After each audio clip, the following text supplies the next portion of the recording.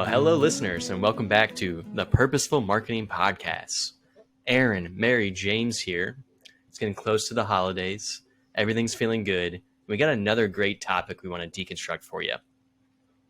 As you know, if you're a listener of the show, we like to take big ideas and take out the small bits and put it back together so we can see a larger picture. With this topic today, we want to deconstruct two ideas. Labels that people have put on marketing, and then we want to kind of discuss if we think they're true or not. So to kind of present it for everyone here, as we discuss, is when you think of marketing, do you think of it as a factory or a laboratory?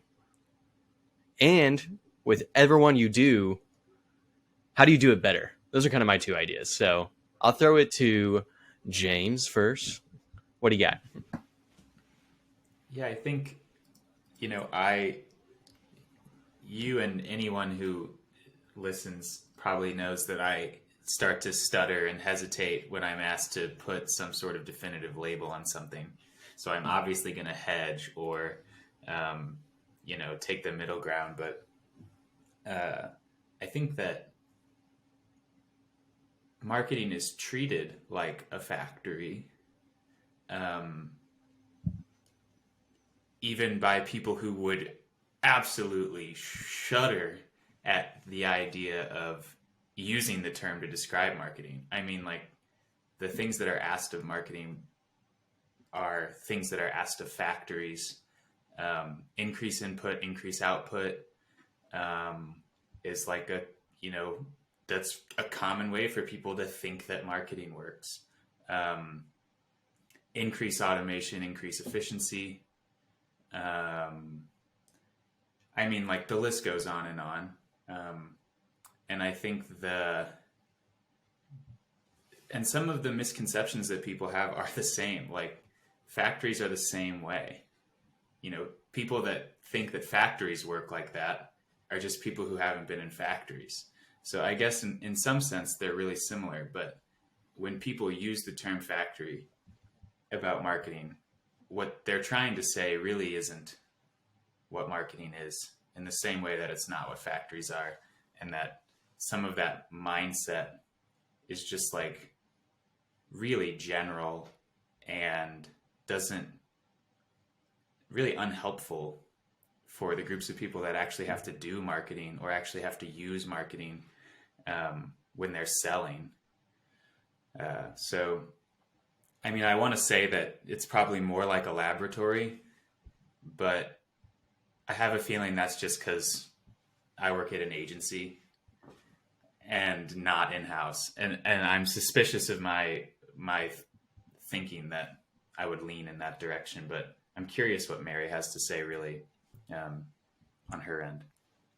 Yeah, I love your analogy of what we expect from a factory is very similar to what we expect from marketing. So if I give you more resources, you will give me more sales. And it's just like, it's such a ridiculous concept because what in business would works that way? Whoever would figure out that formula that if I put X into marketing, I will get Y out no matter what. Like, if someone had that scientific formula, they would be a multi-billionaire. There's just no one exists like that in business. So taking it to the extreme, it's just so ridiculous to expect marketing to be a factory. So definitely leaning more towards James, where I feel like it's more like a laboratory, but I don't want to put it in I think we might have a poor definition or picture of the word laboratory.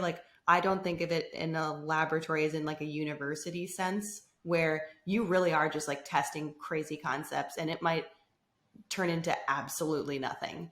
I was thinking more almost like a laboratory at an industrial company or at a product development company or at a software as a service company, where you are really testing new products, analyzing customer feedback, iterating on design. That's the laboratory I would want marketing to be associated with. So not necessarily this throw spaghetti at a wall extreme version of a laboratory, but more like a highly focused, using the scientific process to come out with ideas, test those ideas, and then analyze on the results. Mary, I want to stop you there and just send a message to the listeners that Purposeful Marketing Podcast does not believe that the scientists at WashU Med trying to cure cancer are throwing spaghetti at a wall. Okay, I'm sorry. Good I will clarification. reframe my sentence and say a high school laboratory. Okay, this is great. Okay, so for both of you, I'm going to kind of simplify these two ideas. So I think with factory, really what we're trying to say is this is outcome-based marketing. I think with laboratory, it's, this is hypothesis-based marketing. I think you can be successful at both or one or the other. I just think this is where the why comes in. It's like, what is your company? What are you trying to do? I think for all of us, the three of us in an agency, is we should be laboratories. Like, we should uncover the things that others are not thinking of. We're being asked by clients to do so. Now, where I think it fails, I think this does fail on the agency side, and I'll throw it back to you too, is if you're going to be a laboratory, you kind of lean on, I'll just test it. Yeah, I'll test it. That sounds good. Let's test it. I think that's where it fails too, because with either or, you still have to have a point of view. You still have to have your own why of why you're doing it. And I think I also lean on the laboratory side, but I even kind of am more critical of myself of like not just testing things, but having a very strong hypothesis, like really thinking about like, why am I going to do this? And then why am I going to be a laboratory? Because hopefully I'm going to have something that's like incredible, right? So yeah, I'll throw it back to Mary there. Again, how do you feel about that? Like outcome-based versus hypothesis-based? Yeah, I agree with that wholeheartedly. I was thinking of something interesting, and I'd like to get your takes on it coming from the agency side. Because sometimes I actually feel more like a factory, because you're kind of bound by a statement of work. You're bound by a scope. So you have certain deliverables that you have to do. Now, usually those are painted in, relatively not like confusing language, but like purposefully not very detailed, especially in something like campaign management. It's, hey, we're going to be in your account for X amount of time and managing campaigns for, X amount of months. But sometimes it does kind of feel like a factory in terms of, hey, you're bound by this statement of work. What do you guys think about that? You want I to take it, think James? there's an amount that's true, and I think that maybe there's also an amount that Guerrilla might be a little bit of an exception,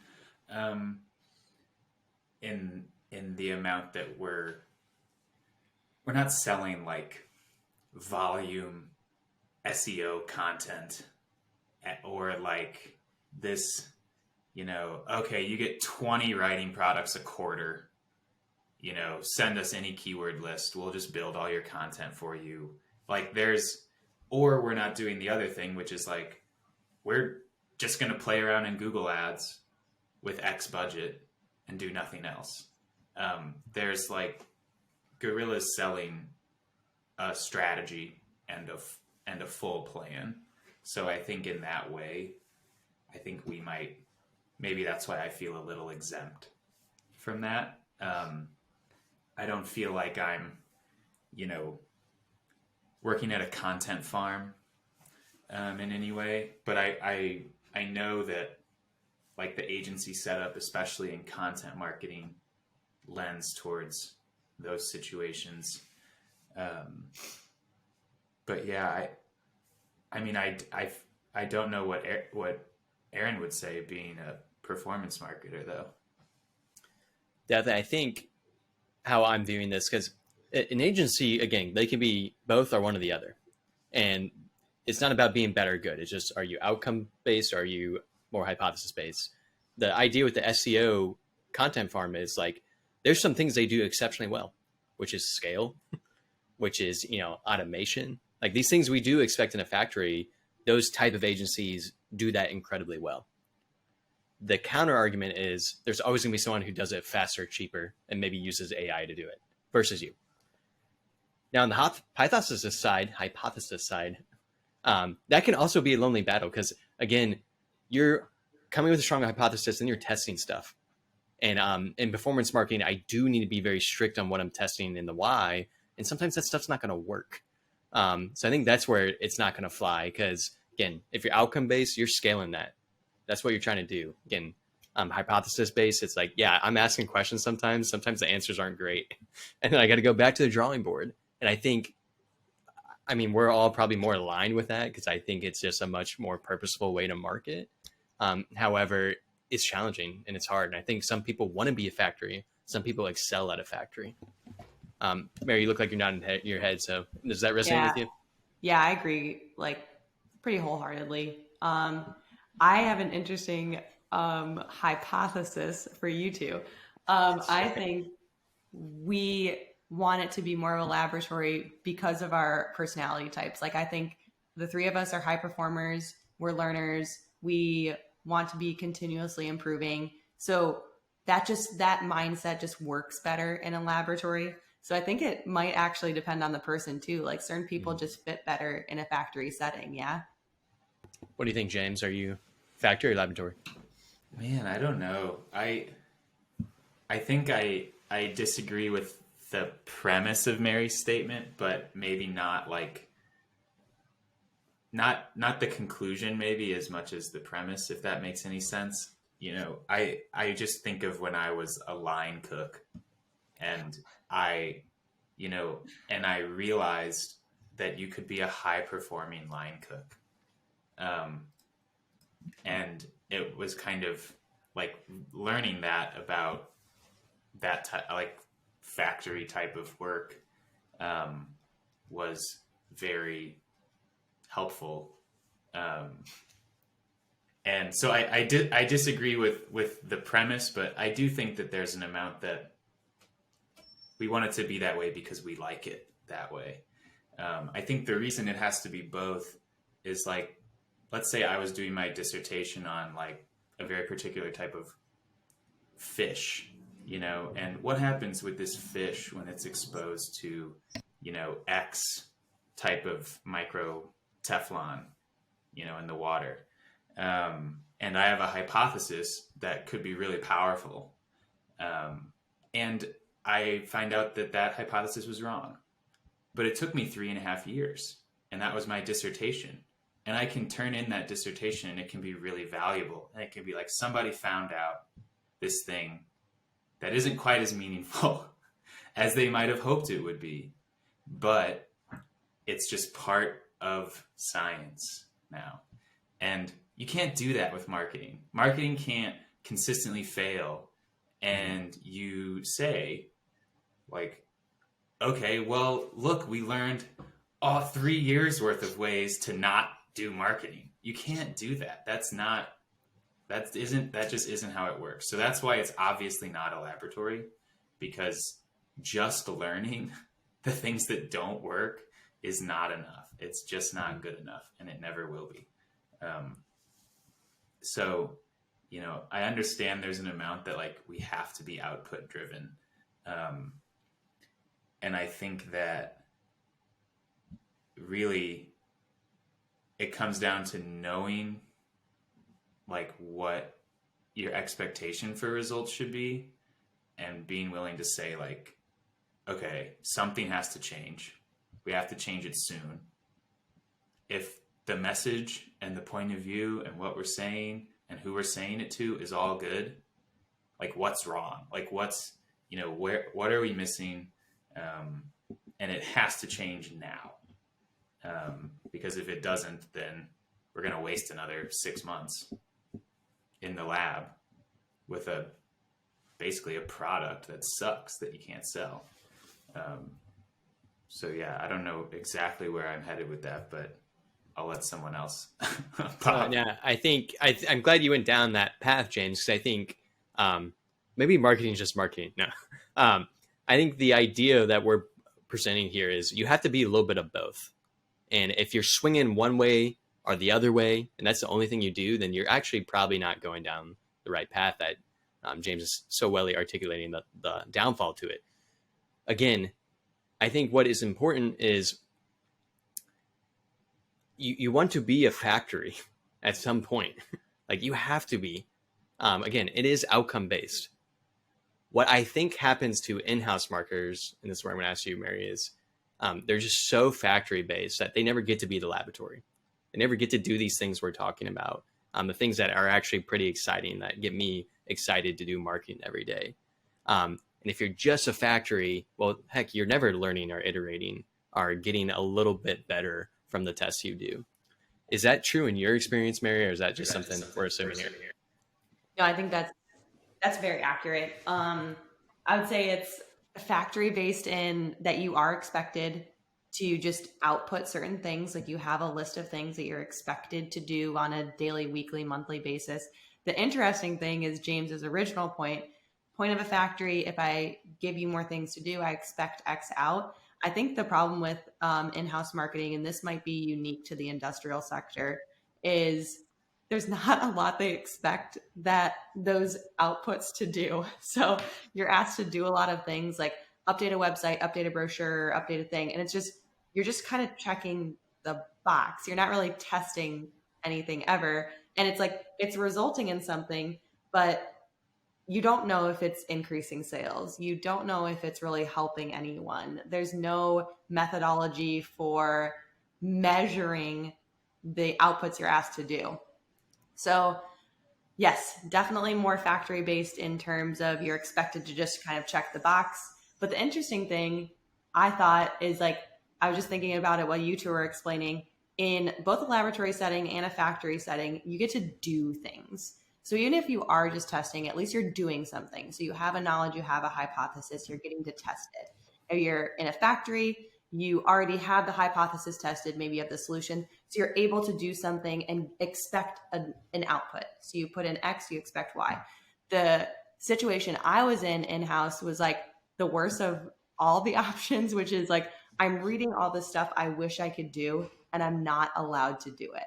So it's I have all these things I want to try. I want to be in the laboratory, but I can't. I'm not allowed to enter the laboratory to test things. And I'm definitely not in the factory because I don't know if anything I'm doing is resulting in any positive outcome whatsoever. You're in the childcare facility that's Yeah. attached to the compound. It's just so interesting because as we talk about this, it's I can just lean both ways depending on the conversation. And I think there's something so important of knowing your function, knowing the expectations, and having a process to it. To me, that's a factory. Right. And then on the flip side, there's just something so enlightening of coming in, using your intuition, testing something, finding a big breakthrough. But it's we all cannot be Einstein. We all cannot be a machine. It's what is that middle ground? So I think for our listeners, if you're taking anything out of this, think about if you're in a factory or laboratory. And if you answer factory, do more laboratory stuff. If you do laboratory, do more factory stuff. But I think to be a more complete, more purposeful marketer, you really need to apply both. And that's where I definitely get critical of my own self and performance marketing, as I need to be the person that says we do X to get Y, and then I need to execute on it. But a lot of time I spend well, we should just test this thing because it sounds cool, and I think that's the dilemma too. Okay. Can you Wait, I have a question. A question. Follow up. Weeks, you can respond to this first, but I'd be interested in both of your opinions. Well, why don't I just let other people test? And then stay up, get on LinkedIn every day and read the results of other people's tests in marketing. Mm-hmm. Why wouldn't I do that? You want to take a shot at that, Mary, or you want me to go first? You can go first. Okay. So I think this is the idea that I'm thinking about, when you're on LinkedIn reading everyone else's playbooks. And it's oh, that will work for me. So I think, again, trying to frame us here is you should be your own laboratory to come up with your own playbook, to test your own things in your own why. So one day you can become a factory, right? Is you need to be the one that proves it. And once you prove it, you need to scale it, right? Because if you don't scale, you're not growing. If you don't grow, your business dies. So it's you have to become a factory at some point. I'm almost even more adamant about this than I started. It's maybe we should be machines. But I think that's a really interesting question, James, because I think you do just want to copy the factory, right? And you just read on LinkedIn, you're oh, this is going to work for me. But if you never learned how to be in the lab testing things, you may not even know that's happening to you. You may just be copying it, and then it leads you down a totally wrong path. And at that point, it's oop, it's not going to work for me. What do you think, Mary? Yeah, I want to clarify and make sure, is that kind of the question you're asking, James, is why wouldn't I just take everybody else's playbook and just be a factory? Yeah, like I don't need to test running direct response billboards in downtown Chicago if I can just view someone else's results as direct response billboards in downtown Chicago and decide for myself whether that's viable, determine my own law of averages for that play, and then proceed from there. Yeah, I think if you fall into that trap, I think that's a really good point. And I think that's where I started as a marketer. I was just testing playbooks that I had seen and, to your point, James, expecting certain outcomes from it. And then I think the trap you get into is just what happens when it fails or what happens when something deviates because like someone else's playbook is never quite perfect for your product. So your point about the billboard in downtown Chicago is great, James, because it's like, okay, now I'm going to go run that playbook, expect my results from my law of averages, but I'm in Detroit and maybe it worked really well for that product in Chicago, but I'm in Detroit and now it's all shot to hell because the prospect is not the same and the demographics aren't the same and now my results are gone. Yeah, I mean, I'm sure you both knew that I would have believed that that's a bad idea. I guess the only thing that you all didn't mention is like, if you were going to go somewhere for insight about what you should do, and the first place you went was social media with other people doing marketing, I mean, God, you're just missing opportunities. Like, why wouldn't you just ask your customers what to do? Yes. If you're in the mood for asking other people what you should do with your time, like you're just asking the wrong people at that point. Yeah, that's a great point. But yeah, Weeks, you can go ahead with the question that you were going to move to. Yeah. Okay. So I think next question to wrap up here is like, one, all three of us were in leadership positions. Some of us actually have people under us. How do you enable your team to be factories or laboratories? Like the way I think of it, and then I want to get everyone else's advice too, is like, just even how you ask people what to do and why. Like, I know when we were starting to figure out demand gen, it's a different question of I need you to execute a demand gen playbook versus I need you to figure out what demand gen is in the context of industrial. And like asking that question in and of itself is going to lead you to do different things. So that's the one I'm thinking about as, again, with my team here is like, if I can enable them to be laboratories, sometimes great. When I need better processes, it's more of this, that articulation. Like I need you to get this outcome, but we need to do it way more efficiently. Mary, what are your thoughts? Yeah, that's a really, really good question, actually. And I think back to like when you were at Gorilla, and I think I was pinging you every single day on Slack, like Weeks, help me do this. I need your opinion on this. And you were always really good about like giving me the answer I asked for, but then also maybe asking a follow-up question or giving me another resource to look at or, just pushing me that extra step. So I think that's one way to do it for sure. And I think the benefit of what we did at Gorilla is we did a lot of testing in a short period of time without a lot of processes. Not necessarily a bad thing.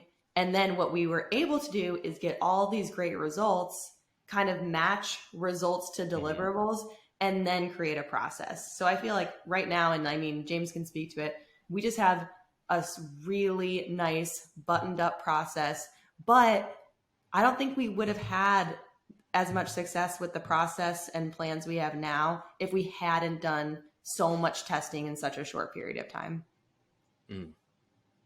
Okay, one quick comment on that, and I'm going to throw it to you, James, is it's funny you say that because obviously, yeah, we both participated in that. And now thinking about my role now, I kind of came in with the processes, right?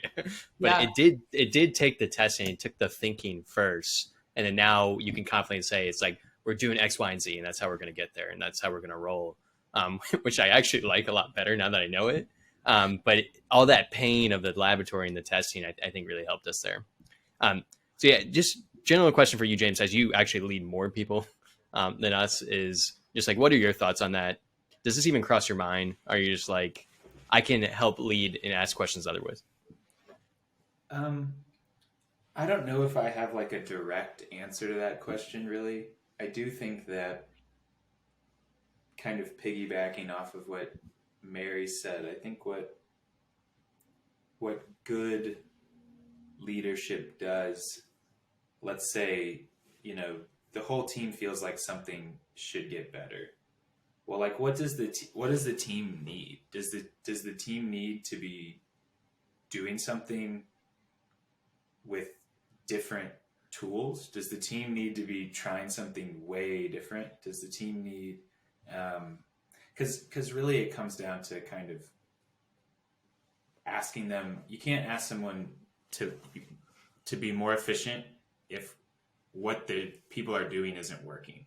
Mm-hmm. So like, you have the choice to like processize something that's not working, or wait, like, just adapt until you have a product that you really like, and then go ahead and, like, because asking people to do both, it just, one, isn't fair. It's unreasonable to be like, this needs to get more efficient, and it needs to be an entirely different product because it's garbage right now, and we can be better, and we expect more. Like, you can't do that to people. So I think that it like really comes down to making sure that you're proud of what you're doing and that the team's proud of what they're doing before you go ahead and say, like, all right, time to turn this into, a factory. Time to get this. We need to trim, 30% of the fat off of this, deliverable that we're running. You can't do that until people are proud of the work that they're creating. Otherwise, it's not effective, and it will just bum everyone out. Love that. Let's end on that message. It's such a great one. It's just be proud of the work that you do every day. And that may lead you to be a factory, maybe leads you to be a laboratory, but who knows? That's up to you. I appreciate you listeners for these episodes. I think they are fun. I hope within our dialogue, there's something exciting, joyful, something that gets you thinking. Because again, we have these questions and these conversations every day, but we want you to be a part of it. So that's why we wanted this space. Now, to wrap up, here's all the things I need to say is this is going to be on Apple Podcasts, Spotify. We are taking guests. It is happening. DM us. You can come on the pod, talk about anything you want. Marketing, maybe factory related, maybe laboratory related. Who knows? Enjoy yourself, especially if you're listening to this over the holidays. And we're doing more performance marketing episodes with Kevin and I. Maybe there'll be some content stuff, James. I don't know. I'm just throwing that out there live here. So enjoy yourself. Take it easy and have a good one.